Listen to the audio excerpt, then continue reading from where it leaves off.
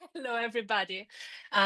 So over the years, I have specialized in trauma and brain injury rehabilitation, and I'm particularly fascinated about the two things interlink. So hopefully today I'll be able to share some of my expertise with you all. I guess at one point or another, everybody has heard of PTSD. And there is so much information out there about trauma that paradoxically, it almost makes it harder to define. So, what is it? What is trauma? Why certain people develop PTSD and others don't? Why people with brain injury can be particularly vulnerable to this? So, my aim for today is to try and give a grounded, practical overview of how our body works and some of the helpful models to understand what happens. So here we go. To understand PTSD, we first need to look at how our brain and body handle stress in everyday life.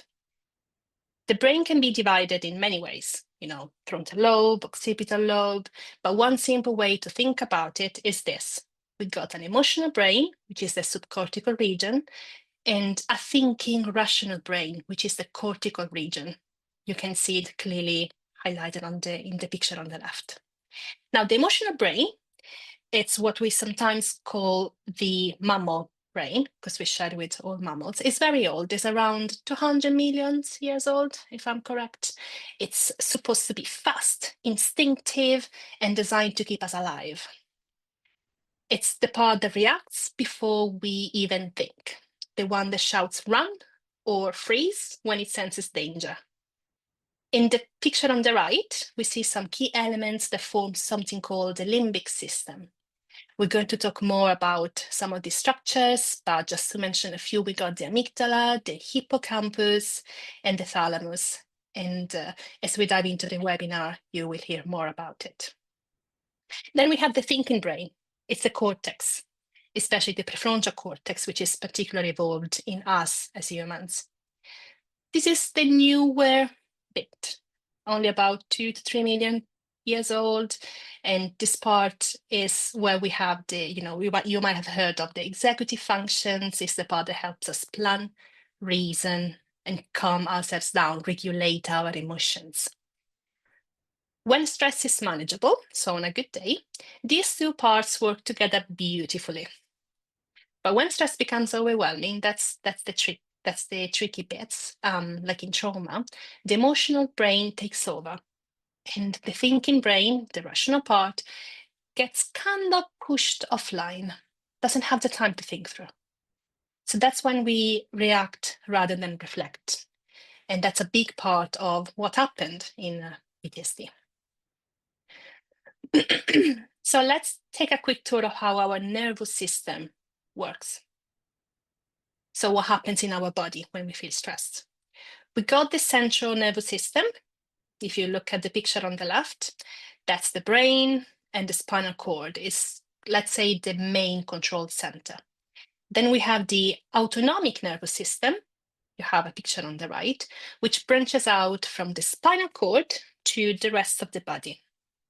Now, these systems, the autonomic nervous systems, runs automatically. We don't have to think about it. It just goes. And it keeps everything ticking along.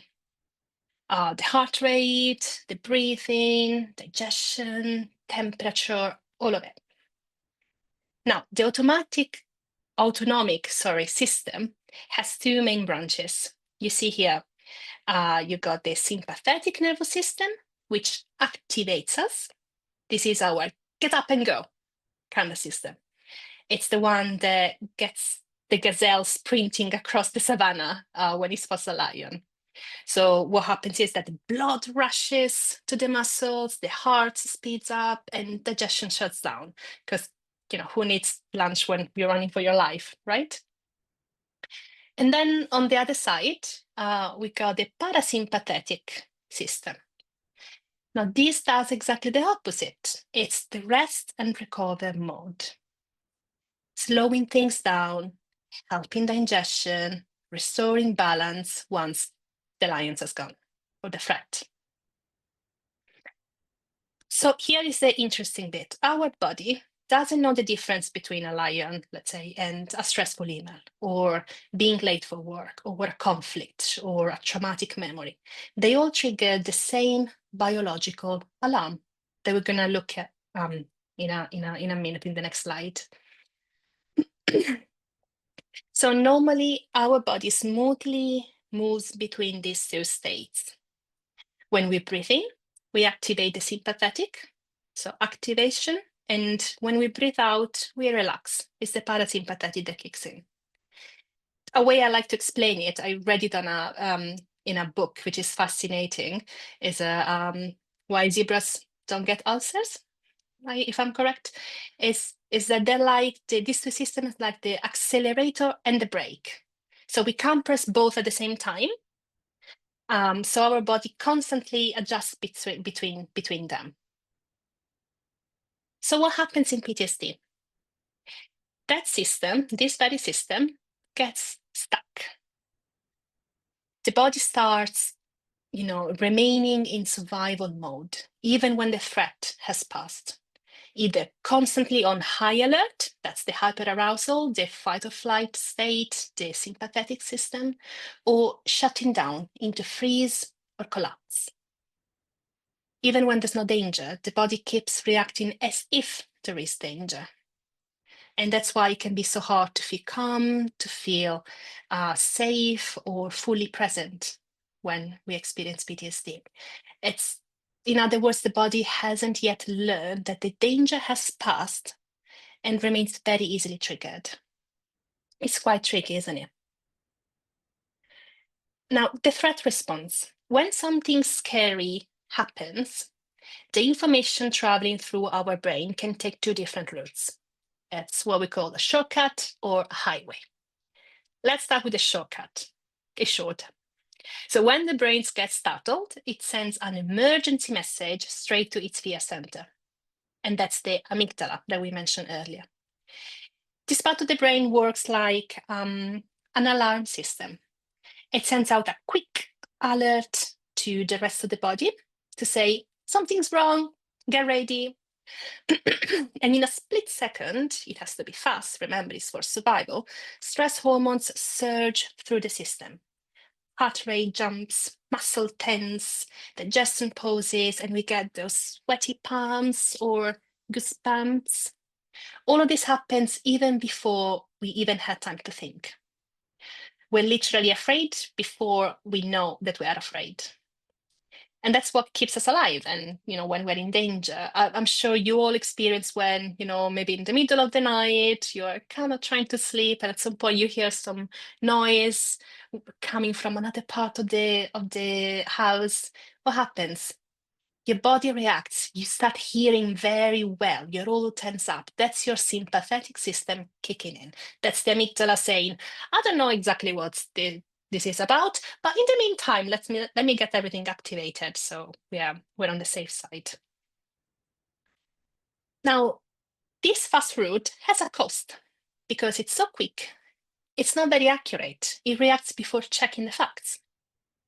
Now, that's where we get to the highway. Let's talk about the highway.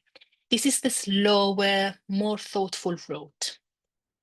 So here information travels through the thalamus, if you see here in the middle, up to the cortex, especially the prefrontal cortex, which is the part of the brain that helps us reason and, make sense of things. I may be thinking, the system pauses for a moment, analyzes the situation and decides, is this actually dangerous? Is this sound, maybe it could be, maybe a glass moved from the sink, or maybe a pipe doing a noise. If it is a danger, the cortex confirms the alarm and tells the body to stay alert. So we remain in that state. But if it's not, it was, the pipe or the glass, it sends a calming signal back to the amygdala to say, all right, darling, all clear, stand down. And the body gradually settles back to normal. So we are fluctuating, as we said, between the two systems. Now in PTSD, the balance breaks down. The amygdala stays on the high alert, while the prefrontal cortex, our rational brake system, goes quiet. When the amygdala sends a signal to the body to become alert, it also triggers the release of the stress hormone that I'm sure most of you have heard talking about is the cortisol, our best friend. So the stress hormone goes through the hypothalamus, pituitary gland is in the very inner part of the brain, and down to the adrenal glands. And we got the cortisol release. Normally, when we already have a lot of cortisol in the body, there is a feedback circuit that inhibits further release. But if the brain continues to say to release cortisol, too much of this hormone can short circuit some parts of the brain, especially the hippocampus. The hippocampus is a key part of the brain that organizes memories. And we're going to talk about it in a minute. When this happens, the traumatic memory doesn't get stored properly.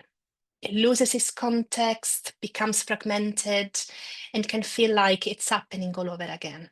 That's what people with PTSD experiences. That's what trauma is about. So when we talk about PTSD, we're really talking about what happens when this communication between the fast emotional brain and the slow rational brain gets disrupted. It loses, it loses the ability to regulate themselves. The alarm keeps ringing, even when the fire is long, long gone. And here's a fun fact. You see here from the picture that it kind of go through the eyes, right? So the eyes go through the thalamus. The thalamus makes sense, organizes the sensory signal and then send it to the rest of the body where they have to, of the brain, sorry, where they have to go. But smell and touch bypass the thinking parts of the brain altogether. They just go. That's why a certain scent or texture, smell can suddenly take us right back to a moment we thought we had forgotten, like our grandma perfume, just to say one. The sensory system goes straight to the emotional center. And in just these two senses, the smell and touch.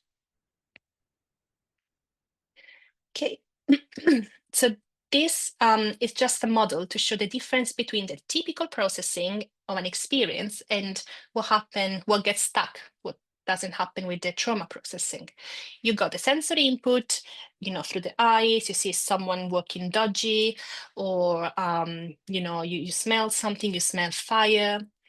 The signal split in the brain, and then it goes through the emotional processing, right, let's get ready. And then it also goes to the logical processing, like, all right, is this a real danger or is just my partner burning the dinner? And then this information gets integrated and you get what we call an adaptive memory. With trauma processing, the event is so out of ordinary, is so intense that there is no time for the logical processing. So the memory gets stuck, the information gets lost, and the memory gets stored in a maladaptive way. That's what keeps triggering the alarm signal. Now, brain injury. Let's move on to talk about this. And it's easy, it's helpful to start with a simple distinction. We often hear, the term TBI or traumatic brain injury. This refers to an injury caused by an external force, like a fall, a road traffic accident, assault, a blow to the head, or an explosion. And then we have ABI or acquired brain injury.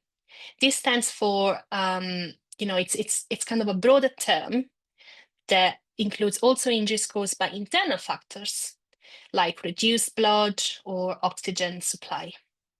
Examples, here on the picture you have stroke, hypoxia, anoxia, brain tumors, infections such as encephalitis or meningitis. In short, ABI refers to any injury to the brain that occurs after birth, so it's not genetic. Now, it's vital to remember that every brain injury is unique.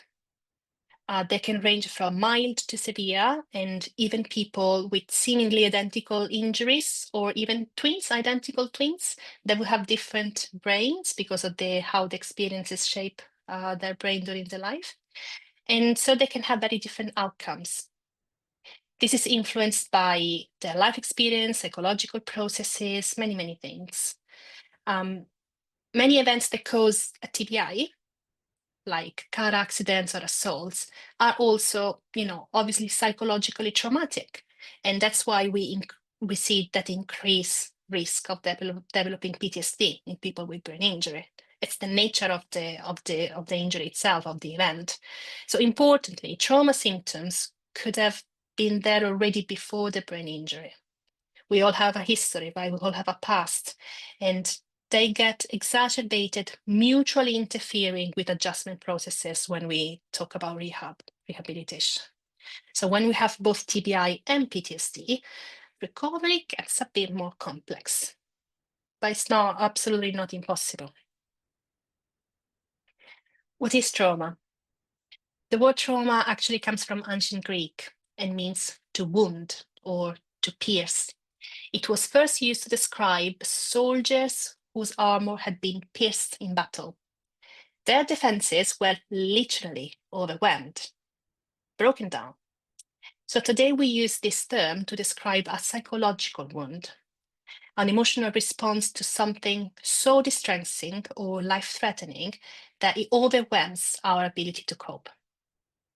In the context of brain injury, trauma can obviously be both physical and psychological. The accident itself, the loss of control, being in intensive care units, surgery, all of this can leave a lasting imprint, and the nervous system can remain in survival mode beyond the event.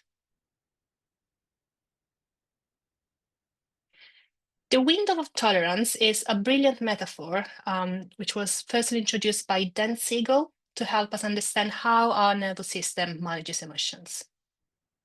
Think of it as here, the green zone is the zone where we function at our best, where we can think clearly, feel our emotions, and respond in balanced, flexible ways.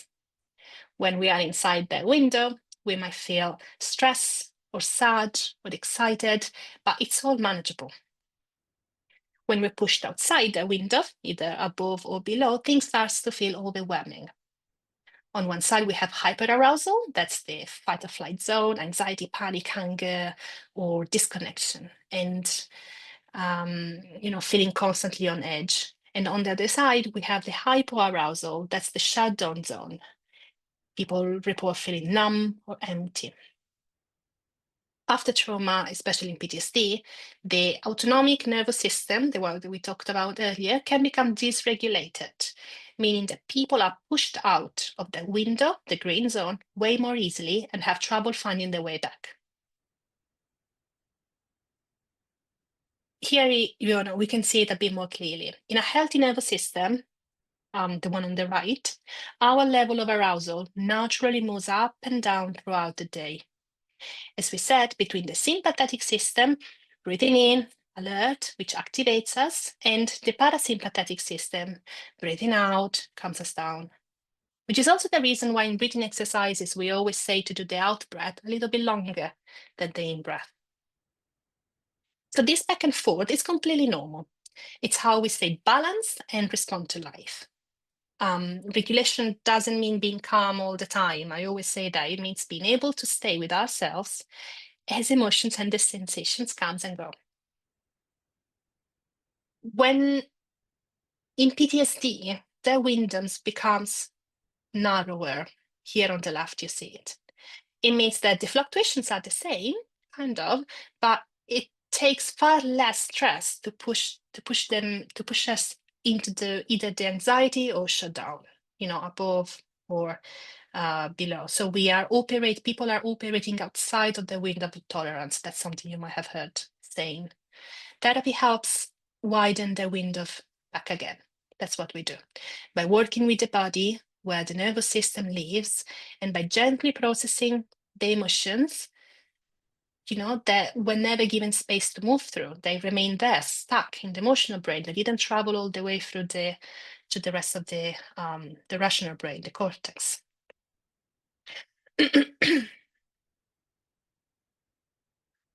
Bessel van der Kolk, you might have heard of him, is one of the leading voices in trauma and trauma research. You might know his book, The Body Keeps the Score. And if you haven't read it, I warmly, really recommend it. So he explained how the trauma fundamentally changes the way the brain, the body, and the mind work together. Trauma rewires some brain key structures and perpetuates a state of chronic survival, which exhausts the body, fragments attention, and erodes, our sense of self. The amygdala, our internal smoke alarm, you remember, becomes overactive. It keeps us on alert even when we're safe. It's not working properly. It's oversensitive. The filtering system, attention filtering system, struggles to tell what's important and what's not. So everyday life can feel a bit overwhelming because we don't discard unnecessary stimuli. And our connection to the body, the self, what is called the self-sensing system, can become dulled. We might feel numb, tense, or disconnected. So as he puts it, trauma isn't just an event, it's the imprint it leaves on the body and the mind. This next quote is from Peter Levine. Is another leading figure in trauma work and the founder of somatic experiencing. We won't read it together now because I don't want to go over time, but I wanted to leave it here for you to reflect on later when you go through the slides. I believe it captures beautifully how the body holds and releases the trauma. So reframing trauma. Peter Levine encourages us to move away from labeling people as victims. Traumatic experiences are understood in this framework not as things that happen to someone, but it's about what the body had to do to get us through it. It's an event that carried more emotional energy than the body could possibly handle at the time. So, in this sense, the body did what it needed to do. It adapted to help the person survive and, when they were under threat. Importantly, having one traumatic memory doesn't necessarily mean someone is going to get PTSD. Not necessarily. It does suggest, though, that the experience hasn't been fully processed. It may still be causing distress or triggering a kind of emotional switching off, as a way of coping with what happened. I put a thermometer here because I sometimes explain it to my clients with a thermometer analogy. To me, it's a bit like when our body gets a fever to fight off an infection, a virus or a bacterium. That spike in temperature is absolutely normal. It's a healthy protective reaction. Thank God we have it. But with PTSD, it's as if after recovering from the flu, every time we enter in contact with a small bacterium or a virus, the body cranks the temperature straight back up to 40 degrees every time, as if there's a major infection to fight. The response itself isn't wrong. It's just happening too strongly and too often, and our goal in therapy is to help bring the body's thermostat back into balance, if that makes sense.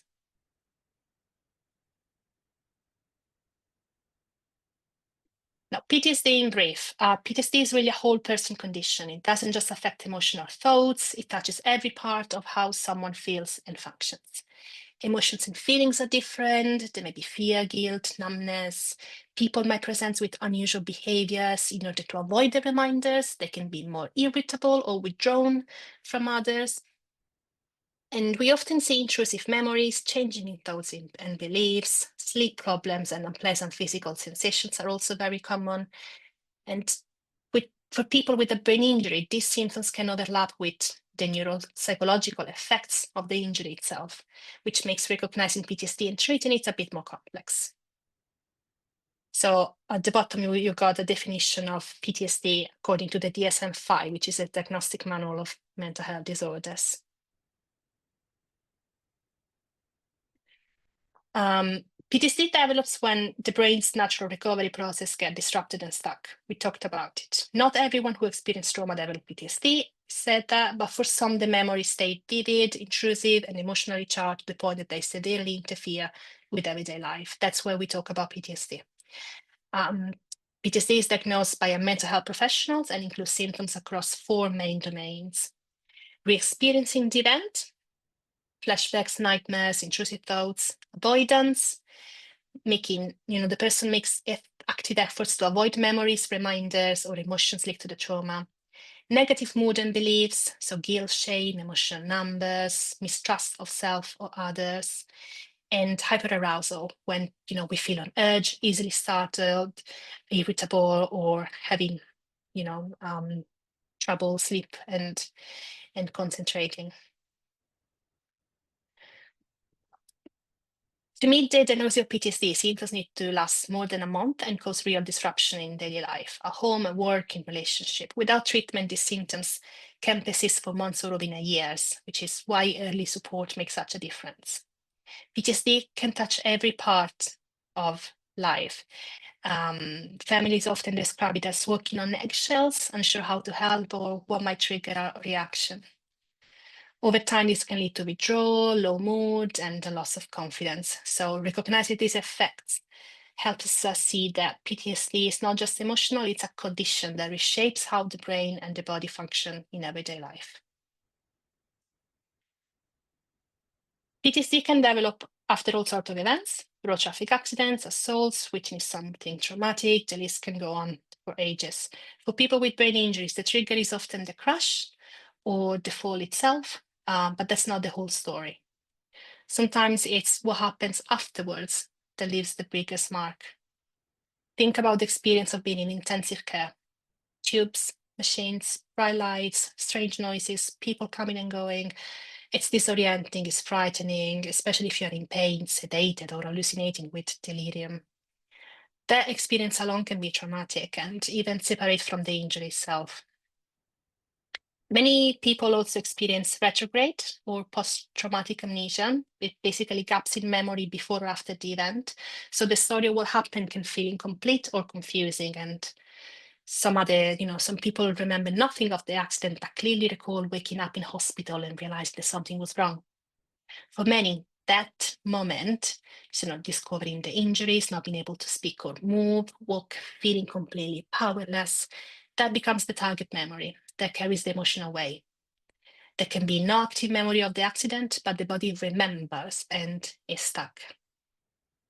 And of course, everyone experience is different. It depends on how the injury happened, who else was involved, what the hospital and rehab experience were like. So when we explore these stories in therapy, we're not just asking what happened, because that's not the full thing. We're really asking, what did your body and mind go through, and what emotions still need space to be understood?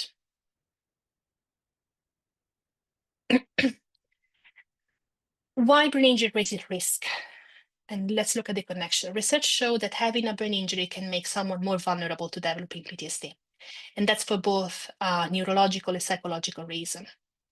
On the neuro side, changes in the frontal lobe, so there is a reduced frontal regulation, can reduce the brain ability to regulate emotions. So basically, the part that helps us calm down after and regulate what we're feeling is not working smoothly as it's supposed to.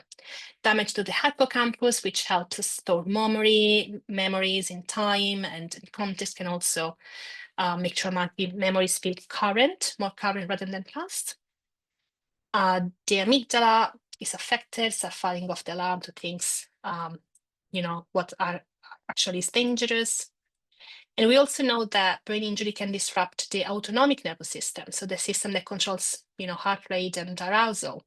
So we can have exaggerated or prolonged stress response that becomes physiological. So the body stays in that survival mode for longer than it should.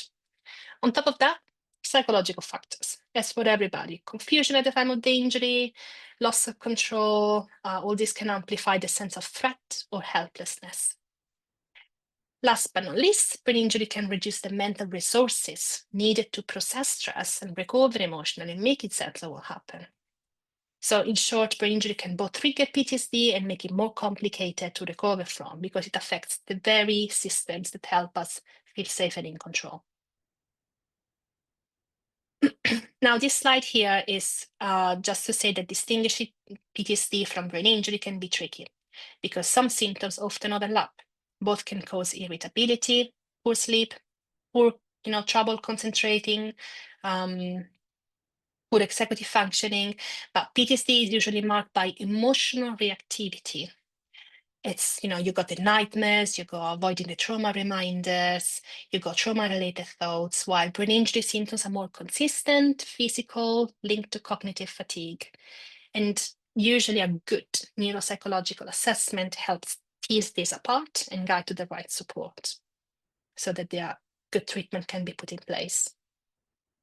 So the good news is PTSD is treatable, even when overlaps with brain injury patients.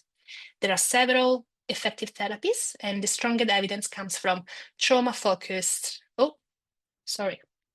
CBT and EMDR. Trauma-focused CBT helps people safely revisit and reprocess traumatic memories and challenge unhelpful beliefs about themselves and the world. Sometimes involves exposure therapy that you might have heard of. EMDR, or eye movement desensitization and reprocessing, use gentle bilateral stimulation like side-to-side eye movements or tapping. We can use buzzers or sounds as well to help the brain refile traumatic experiences so that they truly feel in the past, not in the present. There are also other body-based approaches that people benefit from, things like neurofeedback, craniosacral therapy, emotional freedom techniques. So these all aim to calm the nervous system and help the body release the stored tension, essentially. Medication can sometimes support the process too, but not as a standalone treatment, but to kind of ease the anxiety, nightmares, or to lower the stress threshold, so therapy becomes more accessible. You can actually lower the symptoms, so you work on the problem. What is important to remember is that after a brain injury, we always have to adapt the therapy. We are working with a vulnerable brain. Pathways and connections have changed. So having shorter sessions, plenty of breaks, visual supports, pacing, these are all key, especially when someone is managing fatigue or memory difficulties or attention problem. So the key message here is that with the right approach, tailored to the person and the brain injury, recovery is absolutely possible.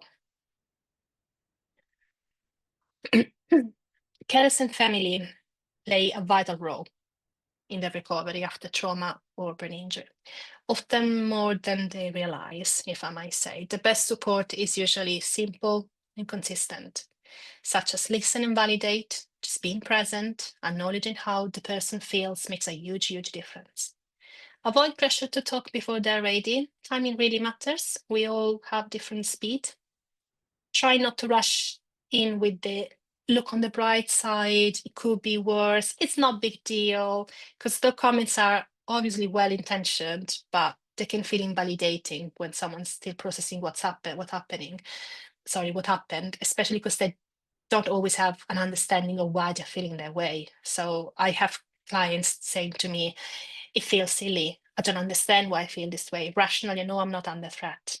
This doesn't make sense. They say I feel stupid. They use many, many words to describe it. So give it time.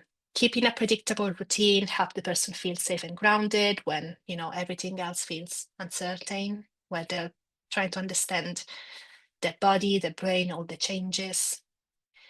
I always remind people to encourage professional help and to remember that carers and family are not therapists. Setting boundaries protect both sides, both ourselves and the person we love, and prevents burnout. And most importantly, carers and family also need care. Supporting someone with PTSD or brain injury or both can be exhausting.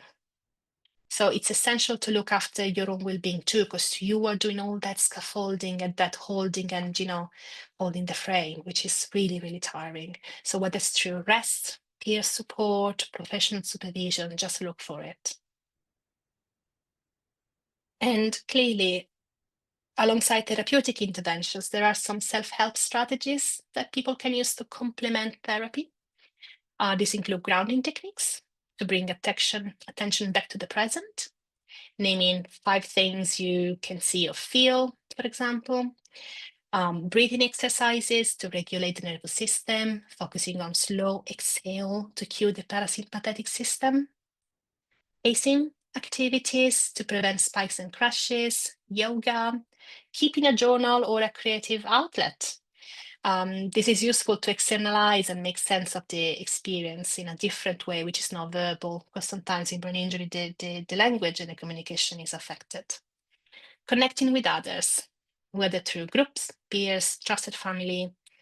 The point here is that recovering is non-linear. It's about rebuilding safety and confidence step by step.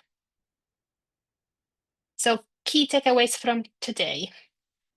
PTSD is a normal response to abnormal stress that can persist.